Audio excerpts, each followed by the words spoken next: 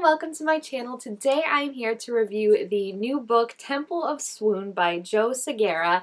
This is the sequel follow-up to the Raiders of the Lost Heart, which came out in 2023 and I actually read last year. I had no idea that there was a sequel being made to this, but I was really excited when I saw it, and I was really excited when I read what it was about. I feel like when you read any romance book that has multiple characters, you're kind of just expected sometimes that there will be another book in this series about them, because that's just kind of how a lot of romance books goes and what makes them so fun. Reading the first book, I thought that maybe, and it doesn't even really make sense, but I feel like maybe the other characters who had gotten together, and I don't remember their names now, but like Corey's friend that was working with her and then Dr. Matthews' friend that was working with him that got together, I thought maybe it would be about an adventure they did and then like they'd be together as a couple, but like maybe just have some stuff to go through or something. I don't know. But I was pleasantly surprised that this is actually about Miri and Rafa. So Rafa, I think, is a brand new character. Maybe we got like a mention of him in the first one, but like I said, it's been a while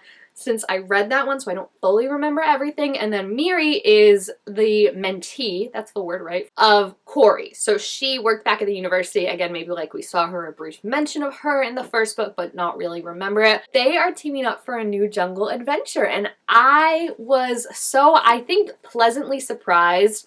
Even more so, like what's the word for pleasantly surprised, but increase that by tenfold by this book, because I was not a huge fan of the first book. I felt like there were some issues with it that I just couldn't get behind. I feel like there was good chemistry and I really like the jungle aspect of it, but overall I feel like it just focused a little too much on like the smutness of the relationship. Is that even a word? But I just felt like they had like very big issues with like trust and like secrets being held in the relationship, particularly on Matthew's end. So I was like not super in love with it, and I just think it could have been better, but I so love this one. This one was literally like if the author like had just taken everything that I didn't like all my critiques about the first book, and worked them out of this one. Like, this is the perfect one. It's such a good mix of the jungle adventure. I feel like it rackets up that and like really adds more aspects into that. I feel like the characters are much more relatable and likable in this, especially like, and I see a lot of reviews about this, but Matthew's like how he's like his secret and how he's like betraying Corey for a lot of it is hard to get over. So Rafa is much more of a likable character, and he does have a secret of his own, but I don't think it's anywhere near as betrayal level as the one in the first one is. And then Miri is just so fun. What I struggled with a lot in the first book was Corey herself, because understandably, being in a male-dominated field, like she struggled with a lot of sexism, and because she was a conventionally attractive person, she also struggled with people making comments about her body and everything like that. So I think the dissonance I had with it was reading that and reading how that affected her, right? And then cutting to like Dr. Matthews' point of view, who is her love interest, so it does make sense, but being like, wow, her butt looks great in those shorts. And I'm like, okay, like, I feel like I have to be offended on her behalf for that, because that's what she's saying, is she doesn't like when people are just, like, looking at her and being like, wow, that's hot. And again, it's her love interest, but it just, like, it wasn't a great mixing of the two ideas, because then it just made me personally feel bad whenever we're reading, like,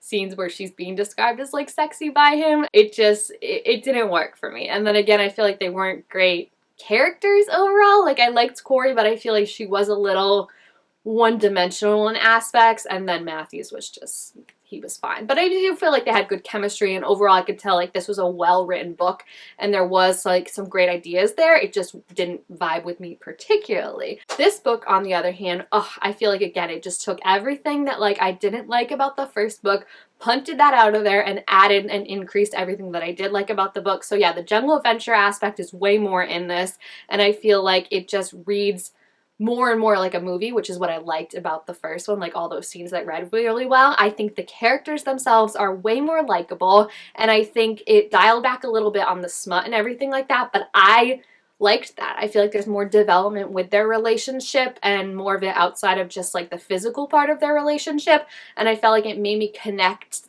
more to them and see more of a like actual relationship in them, if that makes sense, than instead of just like a like physical attraction. So I really loved it. It also teamed up perfectly with me because I was taking a break from romance books just because I feel like I'm a little smutted out. I don't know if I'm using smut in any correct terms in any of these, but like that's how I felt, was just like there were so many of these books that I was reading where it was just like physical attraction, physical relationship, and I was just missing like the emotional aspect of it, or just like the fun aspect of it, of just like them like teasing each other and joking around instead of just like banging each other every 2 pages. So this was kind of the perfect mix to all of that. The story for this is, again, it's Miri and Raffi's point of view. So Miri is, again, Corey's mentee. She is on this journey to find the lost city of the moon, and this is in the Amazon rainforest. She is kind of leading this expedition, and it's her first expedition in charge, but also monumental because she's kind of been told by her boss back at her university, if she doesn't have like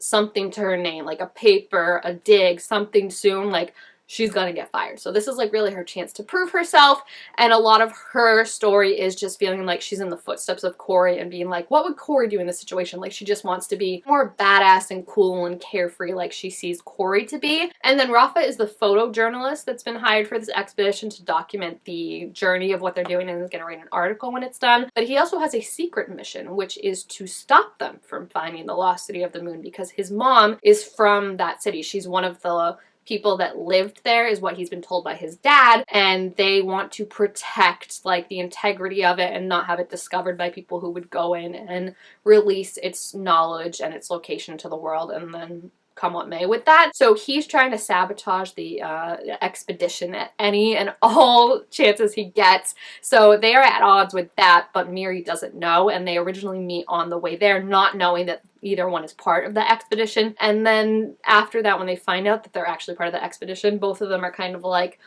this can't go any further. Like, Rafi's like, I have a job to do, and not knowing, like, not telling Mira that, like, he's like, I feel bad because I like her, but I'm trying to sabotage her big break. And then Miri is like, I have to focus on this. Like, I can't be distracted, because she's dealing with a bunch of sexism, which I feel like, again, it worked better in this one because you didn't have, like, the thing she's complaining about the guy then doing. And again, it's not in the way, like, the same exact, but it just, like, in my head, like, was hard to wrap around. In this one, it's more like people aren't taking her seriously because they think like it's her first dig, so it's like she only got this because of who her mentor is, and that like she is very much like doesn't know what she's doing. So I feel like that feels a lot more like able to wrap my head around when Rafi's not telling her every 5 seconds like, you don't know what you're doing, blah blah blah. Like, he's actually supporting her. Like, he feels bad that he's sabotaging this mission, and I think his sabotages are like, it goes bad outside of him, you know what I mean? Like, it's, everyone from the beginning is kind of like, digs are like,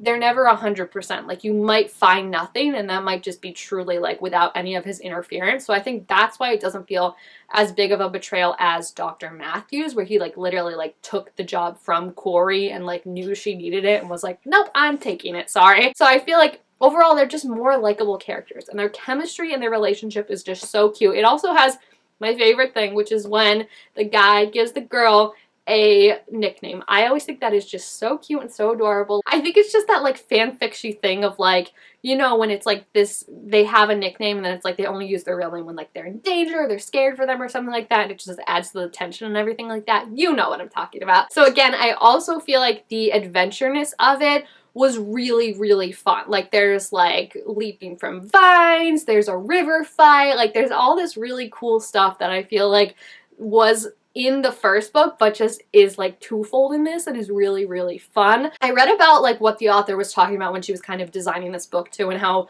Corey was like the Laura Croft of like the world, right? It's like she's the badass archaeologist, she does all of the adventures that are wild and unbelievable and everything like that. And then we have Mira, who's a little more relatable, I think, to the average reader, who is trying her best, you know, she's trying to be the Laura Croft, but she often falls flat on her face. She, you know, often says the wrong thing, babbles, like just yaps and stuff like that, but is just so lovable and like will get up and try it again no matter like what happens. Like, she's not going to give up, she's scrappy, and I think that's just a little more relatable in that case. I think Rafa too is just more of an overall sweet guy. I think he again is sabotaging the mission, but I feel like his support for Miri never really wavers, and I feel like even it's like at the cost of his sabotage, right? He's like, I should be sabotaging and talking her out of this and telling her to leave, but I don't want to see her doubting herself because I know how cool and badass she is. So that's just really, really sweet, and I really liked it. I want to talk about some spoilers, so if you haven't read the book,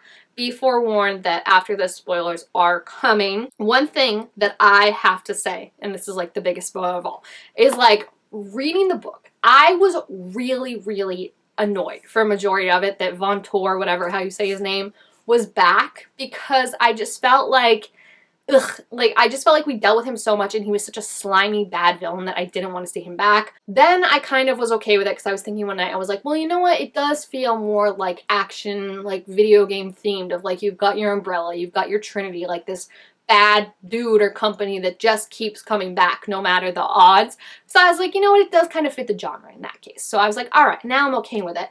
Then the biggest twist of all twists happens, and I truly did not see it coming, okay? I knew something was up with Rafa's dad because I was like, there's just no way that he's just like this nice dude who wants to protect his wife's legacy. Like, there's more to it with how strict and weird he's being with Rafa when he talks to him. But never in a million billion years would I have guessed that he was Von Tor. When that twist happened, I set the book down. Because I was like, I just need to sit with this for a little bit. Like, this is absolutely amazing. And again, I feel like there wasn't a twist like that in the first book, so to pull that off was just so great. It's validating, I guess too, because it's like, I knew the writing was good and I knew she was a good author. It's just the story in the first one didn't connect with me. So now to get this one and be like, this is everything I ever wanted. Like, I love it. That twist, yeah, was just so good. And it was great to get, like, yeah, truly, like, it felt like an Uncharted villain. Like a, like, Lara Croft, where it's like, there turns out to be, like, some connection to a good person that we know in this horrible villain. And again, I was fully bamboozled. Like, when Rafa, I even had to go back and read the part when Rafa was like, oh yeah, there's this guy coming after us named Van Tor or something. And he's like, oh, let me look him up. And then, like, looks him up and is like, oh, just seems like a treasure hunter. Fully bamboozled. Fully bamboozled. And I don't know if there will be more books in this, but he did get away. So there could be new people out there that we're going to meet and stuff like that. But that was such a good twist. And like I said, the story itself was just so good. The jungle adventure, I was so sold on. I loved, loved, loved the part in the beginning where Miri is just like randomly like practicing how to swing on a vine, and Raph was like, what are you doing? Like, why would you need to learn this? I think what I loved about him, because normally I feel like when I first read it, okay, and she's like this girl with glasses, and she's just like babbling and is like very much like giving off manic pixie girl vibes. I was like, oh no. I was like, we're not doing this, where it's like this like grumpy guy is just like looking at her like, it's kind of amusing. But what I liked is that it's not like that. Rafa is actually like, yes, amused by her, but like nerds out with her and is always just like, wow, she's astounding. Like, he always just watches her and isn't like, what the heck, in a way of like, Miri, what? Because she does put herself in danger a lot and like stresses people out, and I'm like, what the heck? But it's not like he's just like, like, she's weird, but like, she's my weirdo. It's like, he literally is like, no, she's awesome, and the fact that no one else sees it is like, I'm gonna make sure everyone else sees it. Like, there's a part where she's like trying to get the bags on top of the van before they leave, and like, she can't reach it, so she just like full on like sprints and tries to like plant up there and misses completely, and then like brushes her bangs out of the way, and his point of view is like, yeah, Miri, it's your bangs that are in the way. Like, the way he's just like so in love with her is so cute. So then there's this whole vine scene, that's what I was getting to, of her like practicing, and he's like, what, why would we need to do this? Like, I don't think this is something that we need to do. And she's like, because I want to learn, it's cool. And he's like, you know what, then we're gonna teach you. And he like helps her learn how to do that, and then it comes in multiple times. Like, it's not just like a random thing. There are multiple occasions where like swinging it on a vine saves her life. Maybe it puts her in danger a couple times too, but it saves her life swinging on a vine. And it's so cute to see that thread throughout it of like, it's like a personal accomplishment for her, and just see herself get more confident in her skills and everything, and him just be like, you are amazing. Like, I just love that. I think it's so cool. The boat scene in particular, when they're fighting on the boat and like they think they lost, and then like they're like, oh, they just have to get away, and she's like, no, and just like vine swings onto the boat and starts fighting these people, is so good. Like, that's the stuff that I said. I felt like I was just literally watching a movie reading it. And I also, again, just love that Rafa's like, that's my girl. You know, like, just like watching her do, again, stressful, because she does make some choices that are very much like, what are you thinking? Because she's not thinking. She's just like, I gotta get the gear, or I gotta find the artifact. Like, she just like dives headfirst into danger. So when Rafa's like, please don't do that, like, you're kind of on his side with that. But I just think it's so cute to see their relationship develop. And again, it's one of those great ones because it very is like, yes, he has the secret from her, but it's very open communication, and like they kiss and then they're like, no, like, we can't be distracted, like, we both got to call this off. So then there's like very much like chemistry between them, and you can feel that, but it's like they're trying to like ignore it, but they're so bad at ignoring it that it doesn't even last like one day before they break down again. And it's just really, really cool. Again, I feel like the characters are just much more likable, lovable even. Like, I really love them, and I love their relationship. I love just like the open honesty they have with each other, and how they're both so supportive of each other. Like, she's supportive with everything with his mom and not knowing about her and stuff like that, and he's supportive with her about this being like her mission, and how a lot of people don't trust in her and are doubting her, and that's making her doubt herself. But to have like your supporter there all along is just so great. So I was so pleasantly surprised by it and how great it was. I was obsessed. I loved it so much. I gave it 5 out of 5 stars, and I really think even if you didn't like the first one, I think you will like this one. What I'm curious about is if you like the first one, if you like this one, because sometimes I feel like they're opposite. Like, there's a lot of times where like I like a book and then I didn't like the second one, and someone who didn't like the first one likes the second one, or vice versa, of I didn't like a book but I like the second one, someone liked the first book and then they don't like the second one. So I think it's really, really good. I think the characters are just, again, I feel like more relatable and lovable, but also just more like there's less of a like ness to it, because a lot of it is like the secret, you know, that he's keeping from Corey in the first one is so bad for so much of it, and I feel like it's just, it makes it so it's like when she doubts herself, it's like, well, that's because of him. Whereas in this one, when she doubts himself, even if it's because of his accidental sabotage, he's like, no, no, no, like, don't get discouraged. And it's just really cute. There's a scene where like he teaches her how to fight because he's worried about like her knowing how to fight. And there's just a lot of fun callbacks, like I said, of like even her nickname Pringles is a callback. Then we've got like the vines coming in so much. Oh, I also love this scene when they're trying to get photographs for the